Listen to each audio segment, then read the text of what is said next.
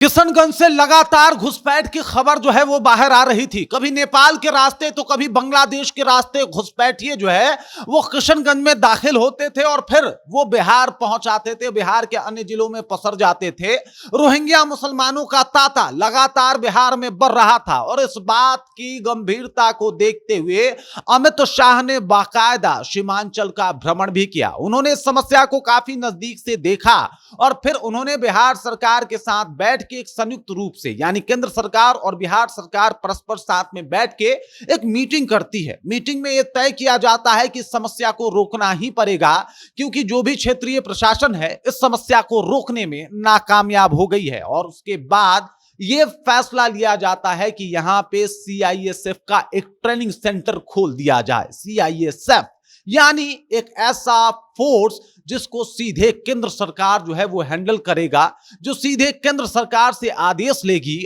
और केंद्र सरकार के आदेश पे ही काम करेगी। मतलब यहां पे अब घुसपैठियों का छक्का छुड़ाना अगर है तो साहब सीआईएसएफ को जो है वो नियुक्त करना पड़ेगा। सीआईएसएफ के जवान जो कि साहब अगर उनके सामने बड़ी से बड़ी समस्या भी आ जाए तो वो मिनटों में उस समस्या को धूल चटा देते हैं। एक ऐसा अर्धसैनिक फोर्स है जिसके सामने कई ऐसे मंसूबे नाकामयाब हो गए हैं और उसके बाद अमित शाह ने सोचा कि इन्हीं लोगों को वहां नियुक्त करना पड़ेगा। पूरी कहानी आपको बताएंगे, क्योंकि अब मंजूरी मिल गई है बिहार सरकार को भी केंद्र सरकार के द्वारा कि साहब आप यहां पे सीआईएसएफ का कैंप जो है वो खोल सकते हैं, उसकी स्थापना कर सकते हैं। एक रीजनल ट्रेनिंग कैंप की स्थापना हो सकती है और यहां पे अब सीआईएसएफ एक्टिव तौर पे काम करेगा और वो तमाम लोग जिनका मंसूबा भारत और बिहार को क्षति पहुंचाना है उनके ऊपर ये लोग कहर बन के बरपेंगे और टूटेंगे। पूरी कहानी आपको बताऊंगा, सीआईएसएफ क्यों बुलाया गया, इसके कौन कौन से फायदे हो सकते हैं और ये घुसपैठिए मंसूबे किस तरीके से नाकामयाब हो सकते हैं। पूरी कहानी क्या है, चलिए इसको विस्तार पूर्वक समझते हैं, जानते हैं। लेकिन उससे पहले मेरा परिचय जान लीजिए। मेरा नाम है रजत और आप जनता जंक्शन देख रहे हैं। किशनगंज से लगातार खबरें आ रही थी कि किशनगंज के रास्ते कई घुसपैठिए जो है वो घुसपैठ कर रहे हैं। कई दफा वो बंगाल के रास्ते आते हैं, मतलब बांग्लादेशी जो है वो पश्चिम बंगाल के उस चिकन नेक एरिया को जो है वो पार करते हुए आसानी से जो है वो बिहार के किशनगंज इलाके में दाखिल हो जाते हैं। यहाँ पे कई लोग उनके हमदर्द बैठे हैं, जो लोग उनके लिए आधार कार्ड और जरूरी कागजात जो है वो बनाने का काम करते हैं और ये सब कुछ आसानी से बनाया जाता है। उनकी एंट्री भी करा दी जाती है और किशनगंज के रास्ते वो बिहार के अलग अलग जिलों में ट्रांसफर हो जाते हैं। ये अब तक चला आ रहा था और एक आंकड़ों की बात की जाए तो माना जा रहा है कि 20 से 30 लाख ऐसे घुसपैठियों को बिहार भेज दिया गया उसी किशनगंज के रास्ते। कुछ लोग नेपाल से होके आए, कुछ लोग पश्चिम बंगाल से होके आए, कुछ लोग अलग अलग जगहों से होके आए, लेकिन वही सेंटर था किशनगंज। अब किशनगंज को किसी भी तरीके से कंट्रोल करना था और अमित शाह ने इस दौरा में यह भी क्लियर कर दिया था, जब वो बिहार में आए थे, सीमांचल का दौरा किया था, उस दरमियान ये भी क्लियर कर दिया था कि साहब इस किशनगंज का ये एरिया और यहां से जो घुसपैठ हो रहा है इसके लिए कुछ ना कुछ करना पड़ेगा। और फिर उसके बाद बिहार सरकार और केंद्र सरकार संयुक्त रूप से यह फैसला लेती है कि साहब सीआईएसएफ की ट्रेनिंग सेंटर को जो है वो यहां पे खोला जाए, जहां पे आराम से ट्रेनिंग सेंटर भी खुले और यहां पे केंद्र के पुलिस बल भी मौजूद रहे, जिनके पास ऑटोमेटिक राइफल और तमाम तरीके का हथियार भी हो, जो लोग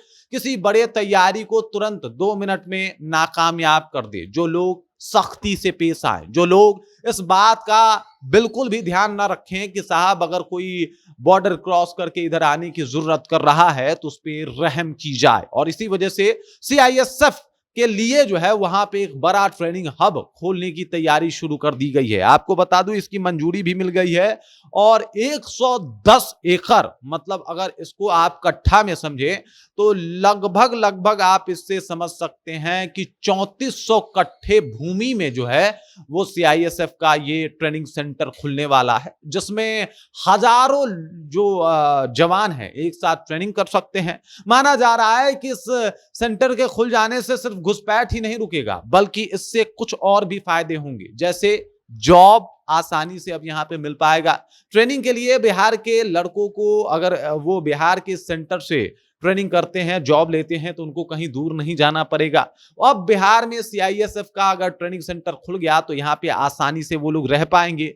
अब सोचिए कि एक ट्रेनिंग सेंटर में जहां पे 1000 लोग ट्रेनिंग ही करने वाले हों तो वहां पे रहने वालों की संख्या आप अंदाजा लगा सकते हैं कि 5-6 हजार तक हो सकती है। और 5-6 हजार लोग अगर कहीं पे रह रहे हों तो वहां पे काफी विकास भी हो सकता है। बाकी होटल्स खुल सकते हैं, बाकी वहां पे तमाम सुविधाएं जो है वो हो सकती है। और इन सबसे एक गजब का इंफ्रास्ट्रक्चर भी जो है वो बिल्डअप हो सकता है, जो आम जनता को इससे लाभ हो सकता है। मतलब घुसपैठ तो रुकेगा ही रुकेगा, लेकिन जॉब के भी कई अवसर जो है यहाँ किशनगंज के लड़कों को मिलेगा। और इसी को लेके जो है वो सम्राट चौधरी ने इसके मंजूरी को लेके जो है वो केंद्र सरकार से पहले तो मंजूरी ले ही ली थी, और उसके बाद अब 110 एकड़ जमीन में जो है इस तरीके का कैंप बनाने का भी मंजूरी दे दिया है। इस बात से उन तमाम घुसपैठियों में हड़कंप मचा हुआ है जो लोग पहले आसानी से किशनगंज को निशाना बनाते थे और उनको पता था कि इनका जो जानने वाला है या फिर इनका जो